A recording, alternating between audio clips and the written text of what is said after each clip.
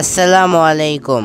কোলান থেকে ফিরে এসে হালকা রেস্ট নিয়ে আমরা এখন যাচ্ছি থ্রি মারমেড ক্যাফেতে। আমরা আমাদের ট্যাক্সি কল করেছি গ্র্যাব অ্যাপের মাধ্যমে।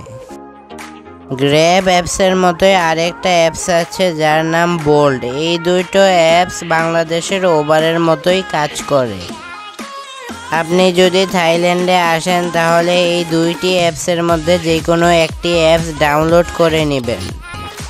এই অ্যাপসগুলো আপনি প্লে স্টোরে গিয়ে সার্চ দিলেই পেয়ে যাবেন। থ্রি মারমেড ক্যাফেটি কোজি বিচে অবস্থিত।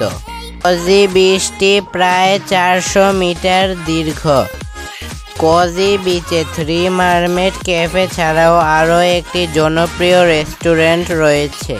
ওই রেস্টুরেন্টের নাম দ্য ফরেস্ট বাই স্কাই। আমরা থ্রি মারমেড ক্যাফেতে চলে এসেছি।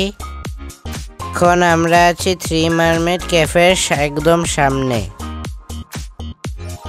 আমরা থ্রি মারমেড ক্যাফেতে ঢুকে গেলাম। এই রাস্তার দুই পাশেই রেস্টুরেন্ট। এর সামনেই বিশাল আকৃতির একটি মারমেড তৈরি করা হয়েছে। দেখতেই পাচ্ছেন কি চমৎকার একটা লোকেশন। কোজি বিচের চেহারাই পাল্টে দিয়েছে এই থ্রি মারমেড ক্যাফে। এখানে লাইভ মিউজিকের ব্যবস্থাও আছে। চমৎকার ডেকোরেশনের মাধ্যমে এই জায়গাটি সাজানো হয়েছে। এখানে ইনডোর ও আউটডোরে বসে খাওয়ার ব্যবস্থা আছে। আমরা যেহেতু বিকালবেলা গিয়েছিলাম তাই আমরা বাইরেই বসলাম। দুপুরের দিকে অনেক রোদ থাকে তাই ভিতরে বসাই ভালো, কিন্তু সিট পাওয়াটা ডিফিকাল্ট। সূর্যাস্ত দেখার জন্য পাতায়ার মধ্যে বেস্ট জায়গা হচ্ছে এটি।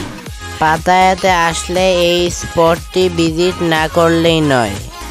মারমেড ক্যাফেতে অনেকক্ষণ সময় কাটানোর পর আমরা এখন চলে যাচ্ছি আমাদের হোটেলের দিকে। আগের মতোই আমরা গ্র্যাব অ্যাপসের মাধ্যমে ট্যাক্সি কল করে নিলাম। দেখা হবে পরের ভিডিওতে।